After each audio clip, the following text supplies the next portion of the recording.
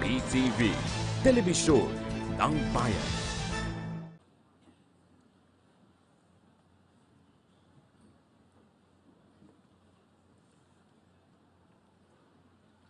Mga minamahal na kapatid sa Panginoong Hesukristo, tayo po ay magbigay pasasalamat, papuri sa Panginoon sa ginawa niyang pagtitipon sa atin upang sa pamamagitan ng kanyang salita, ng katawan at dugo ng Panginoong Hesukristo at ng Espiritu Santo na ibubuhos sa ating lahat, tayo ay mapanibago niya bilang kanyang bayan dito po sa ating kinalalagyan at sa ating kasaysayan.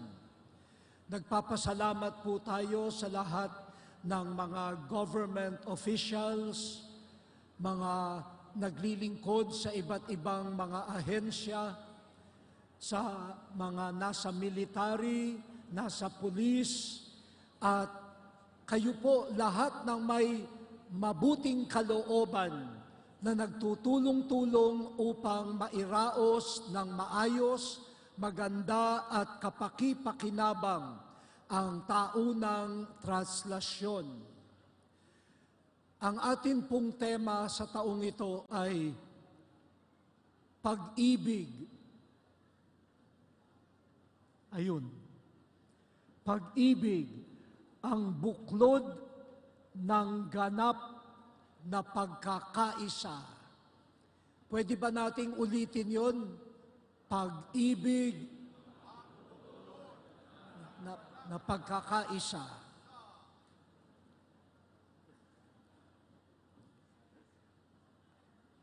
Ngayon po ay kapistahan din ng pagbibinyag kay Jesus Nazareno.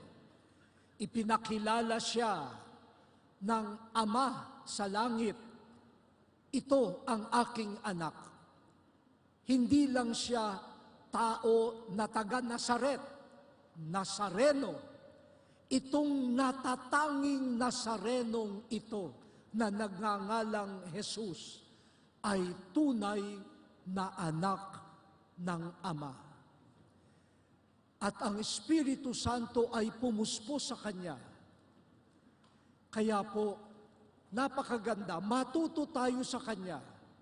Ang Nazareno na anak ng Diyos, puno ng Espiritu Santo. Jesus Nazareno, gabayan mo kami. Ano nga ba ang pag-ibig? Ituro mo sa amin kung paano ang pag-ibig ang buklod ng pagkakaisa na ganap, na totoo, pagkakaisa na hinahanap hindi lamang ng Pilipino, kundi sa buong mundo. Sa tulong po ng mga pagbasa, pagnilayan po natin ang dalawang katangian ng pag-ibig na pinakita sa atin ni Jesus Nazareno noong siya ay binyagan. Pati na rin ang mga pagninilay ng propeta Isaías at sa ikalawang pagbasa ni San Pedro. Ang unang katangian ng pag-ibig na pinakita ni Jesus Nazareno ay marimit nating naririnig bilang Pilipino. Huwag mo nang ituring na iba ka sa amin. Hindi ka na iba. Itinuturing na ikaw ay kasama. Kasarili ko. Kasama ka sa aming pamilya. Hindi ka na iba. Ito po ang katangian ng pag-ibig na pinadama sa atin ni Jesus. Nung siya'y binyagan, ayaw pumayag ni Juan Bautista.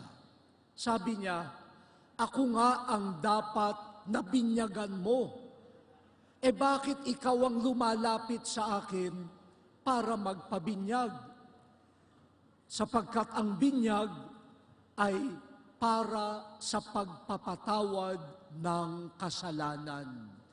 Si Jesus walang kasalanan. Si Jesus ang dakila na susunod kay Juan Bautista na hindi magbibinyag sa tubig, kundi sa Espiritu Santo. Bakit ka lalapit sa akin para magpabinyag sa tubig? Di ba ikaw ang magbibinyag ng Espiritu Santo? Tapos ngayon, magpapabinyag ka sa tubig. At wala ka namang kasalanan. Hindi mo kailangan ang binyag. Pero ano ang pinapakita ni Jesus? Sabi niya, hayaan mo na mangyari ito ngayon. Nararapat matupad ang kalooban ng Diyos. At ang kalooban ng Diyos ay ang kanyang anak ay maging tao. Hindi naiiba sa ordinaryong tao.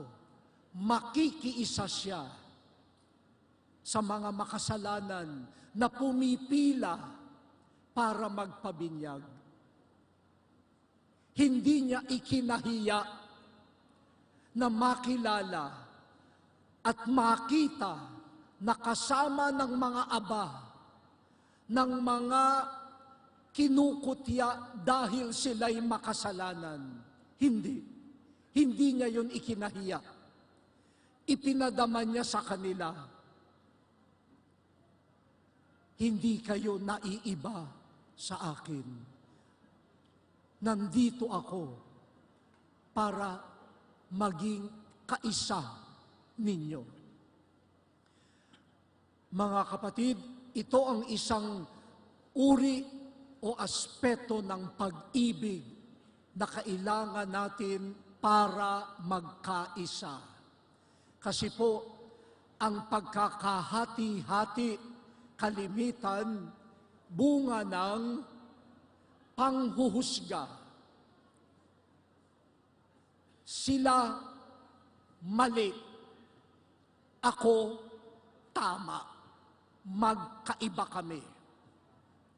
Kayo marumi, ako malinis, magkaiba tayo.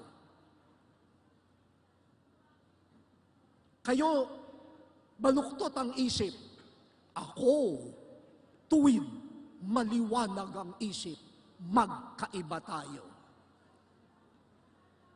At kapag ganyan ang ganyan, wala tayong maaabot na pagkakaisa dahil walang kakayahan na sabihin, hindi naman tayo iba sa isa't isa. Kapag meron kayong kaibigan, kamag-anak, na minsan ay nakakalimot, huwag niyong husgahan, kasi tayo naman nakakalimot din. Sa halip na magalit ka, sabihin mo, okay lang yan, pareho lang naman tayo eh. Ano nga ba pangalan mo?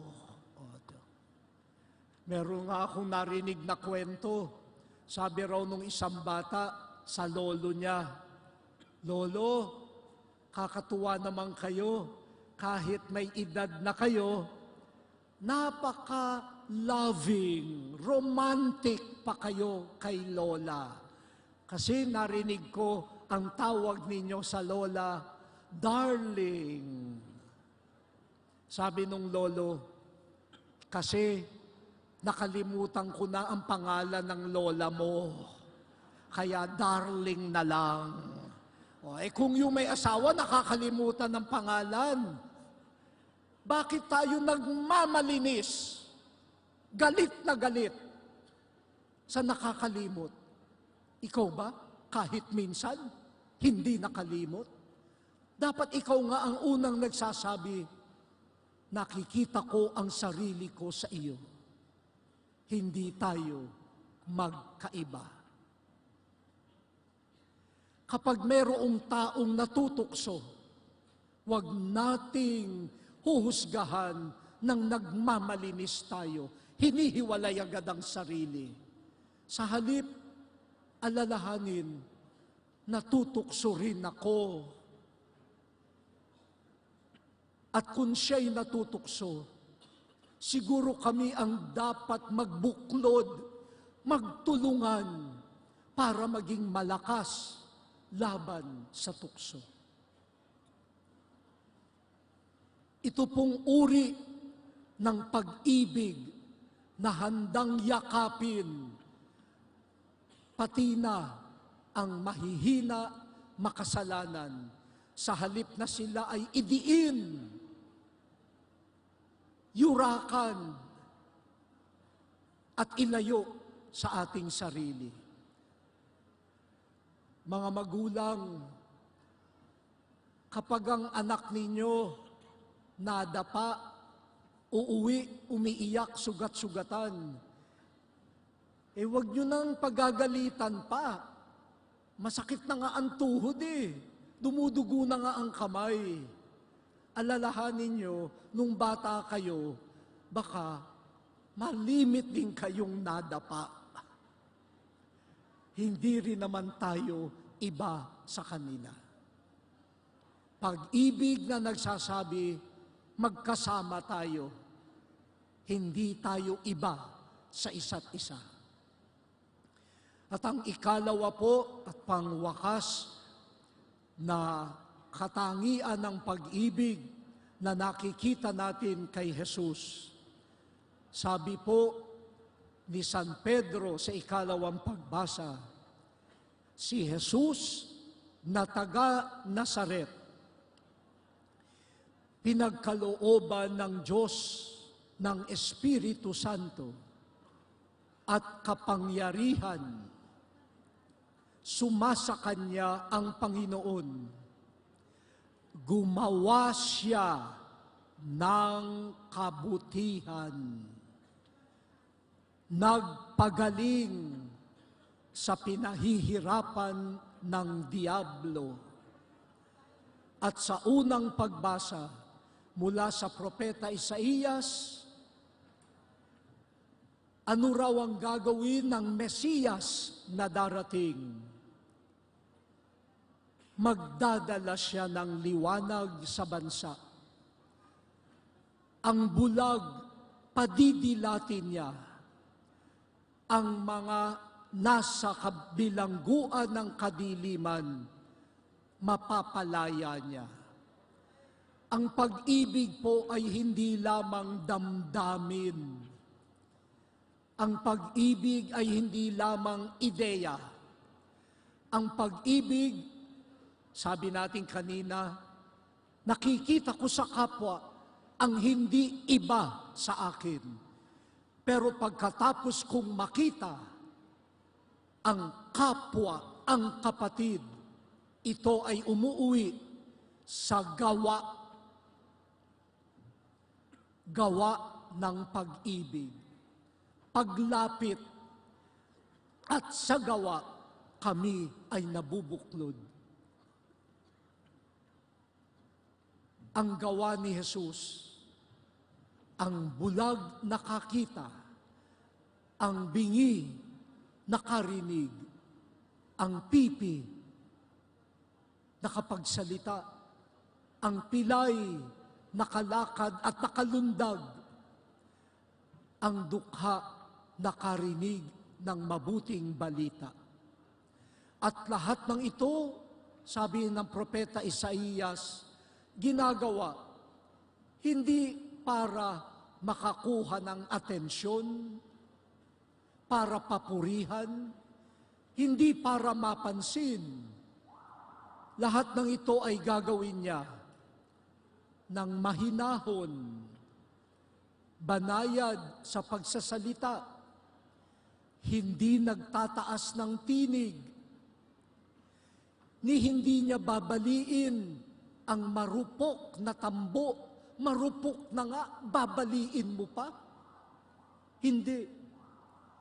Ang ilaw na aandap-andap, Hindi papatayin, aandap-andap na nga. At ang katarungan, paiiralin.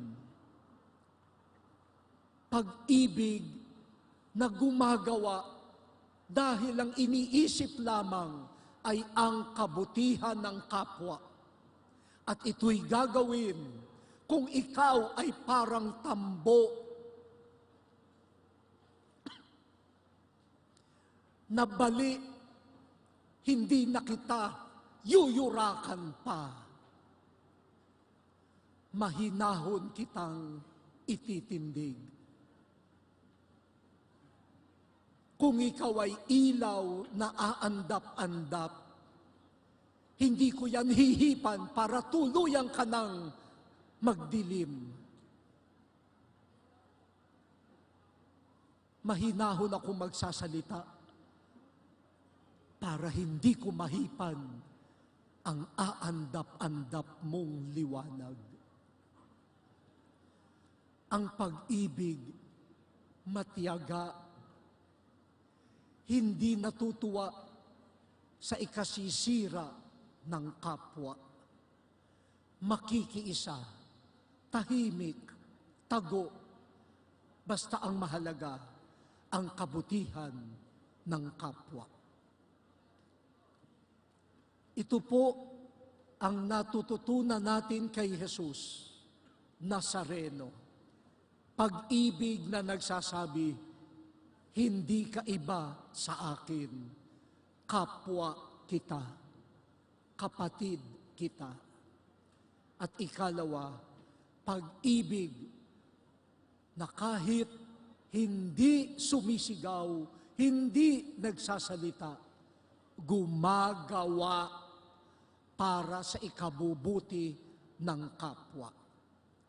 Yan ang pag-ibig na magtataguyod ng pagkakaisa sa pamilya, sa parokya, sa ating pong barangay, sa ating bansa, at sa buong mundo. Jesus Nazareno, turuan mo kaming magmahal katulad ng pagmamahal na ipinakita mo sa amin. Amen. Tumahimik po tayo sandali at ibukas ang ating puso sa pag-ibig mula sa Espiritu Santo na pumuspos kay Jesus Nazareno.